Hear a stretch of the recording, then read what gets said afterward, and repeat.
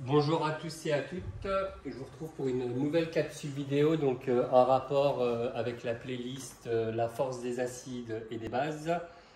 On va s'intéresser à un paragraphe qui nous permet d'évoquer quelques résultats qui concernent les acides faibles et les bases faibles.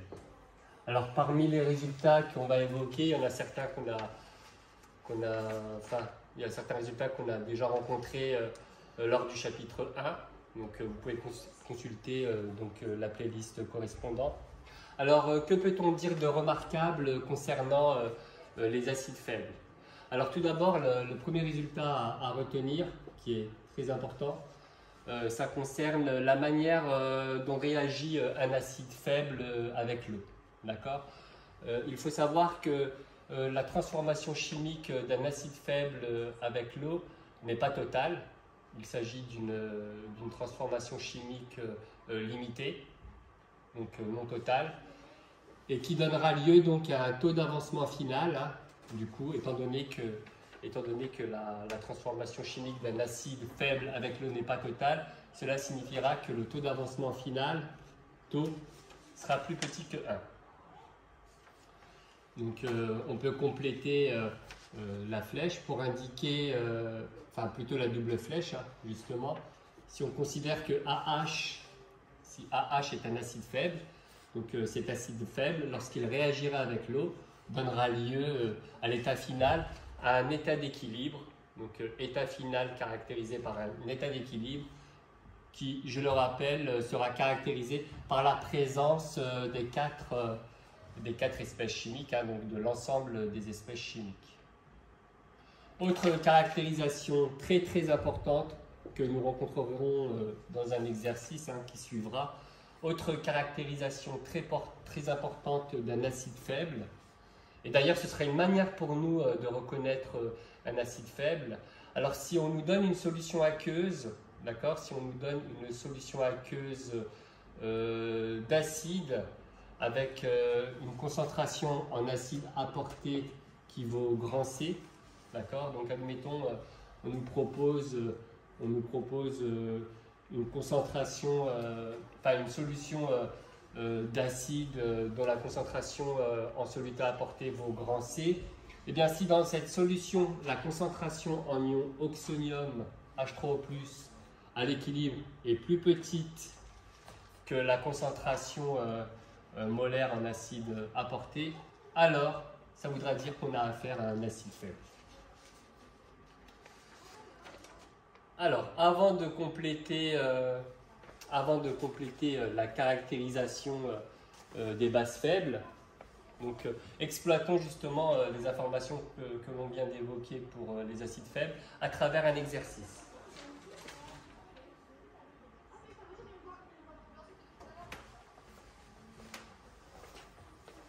Alors l'exercice est le suivant. L'exercice est le suivant. Alors il s'agit d'une solution aqueuse d'acide méthanoïque. Donc on considère une solution aqueuse d'acide méthanoïque. Le volume est donné, donc 100 ml. Et cette solution aqueuse d'acide méthanoïque possède une concentration en soluté acide méthanoïque apporté égale à 1,0 fois 10 puissance moins 2 mol par litre. Et aussi, il est indiqué la valeur du pH. Donc la valeur du pH est donnée. Donc à l'aide d'un pH mètre, par exemple, on mesure la valeur du pH de cette solution aqueuse. On trouve 2,9. La question est la suivante. Donc, montrer que l'acide méthanoïque est un acide faible. Donc, montrer que l'acide méthanoïque est un acide faible. Alors, il a indiqué l'utilisation d'un tableau d'avancement n'est pas nécessaire. Effectivement, je vous invite à revisiter la playlist du chapitre 1. Dans cette playlist, il y avait des capsules vidéo justement qui, à l'aide d'un tableau d'avancement, montrait qu'un acide était un acide faible. D'accord? On avait utilisé un tableau d'avancement et on avait montré qu'un certain acide était un acide faible. Alors là, dans cet exercice-là, on ne va pas utiliser la méthode avec le tableau d'avancement. Ce serait possible, hein. Ce serait tout à fait possible d'utiliser la méthode avec un tableau d'avancement pour montrer que l'acide méthanoïque est un acide faible, hein, en utilisant les informations du sujet. Mais là, nous allons utiliser justement une méthode sans tableau d'avancement, utilisant les résultats que nous avons établis précédemment concernant la caractérisation des acides faibles.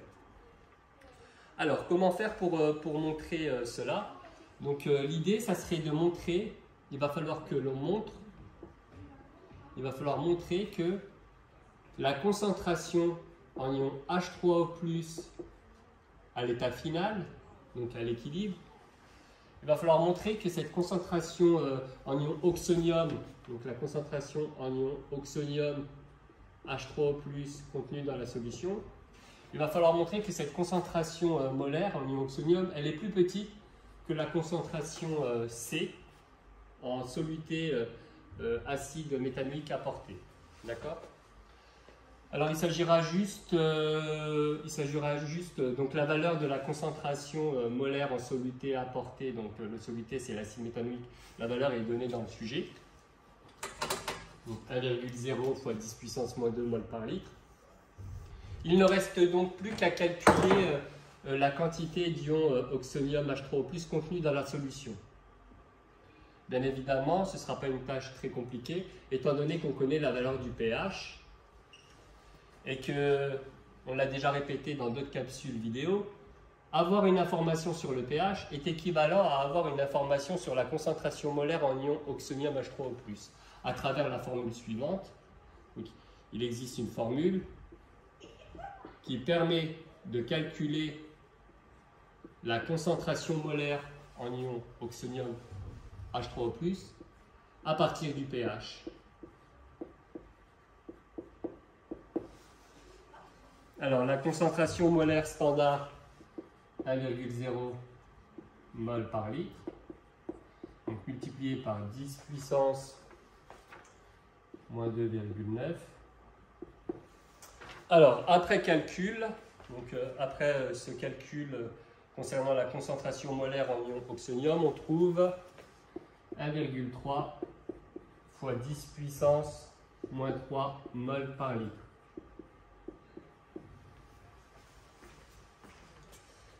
Alors, cette valeur, donc, correspondant à la concentration en ion oxonium H3O+, est à comparer avec la valeur de la concentration molaire en soluté à apporter. D'accord? Donc, pour montrer qu'un acide est faible, il va falloir vérifier si la concentration en ion oxonium H3O+ est plus petite que la concentration molaire en soluté à apporter. Alors, c'est le cas de figure là, ici. Là, on remarque que la concentration en ion H3O+, à l'équilibre, qui vaut 1,3 fois 10 puissance moins 3 mol par litre, est inférieure à la valeur de grand C, donc la concentration molaire en soluté apportée, donc 1,0 fois 10 puissance moins 2 mol par litre. Eh bien, étant donné que la concentration en ion oxonium H3O+, contenue dans la solution aqueuse, est plus petite que la concentration molaire en soluté d'acide méthanoïque apporté, alors on peut conclure directement, donc, sans utiliser de tableau d'avancement, hein. On aurait pu, mais dans cette méthode, il s'agit d'une méthode plus directe qui n'utilise pas de tableau d'avancement. On peut conclure alors que l'acide méthanoïque est un acide faible.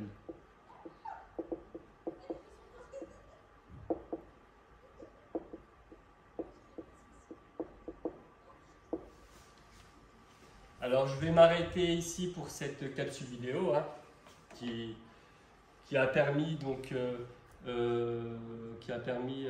à travers d'un exercice qui a permis de montrer une méthode qui n'utilise pas de tableau d'avancement pour montrer qu'un acide est un acide faible. Alors, je vous remercie de m'avoir suivi, hein, et je vous invite à regarder la prochaine capsule vidéo qui va s'intéresser cette fois-ci non plus à la caractérisation d'un acide faible, mais on va s'intéresser à la caractérisation donc d'une base faible. Quels critères avons-nous à disposition pour pouvoir identifier une base comme une base faible? Donc, je vous invite à me retrouver dans la prochaine capsule vidéo. Merci bien. Au revoir.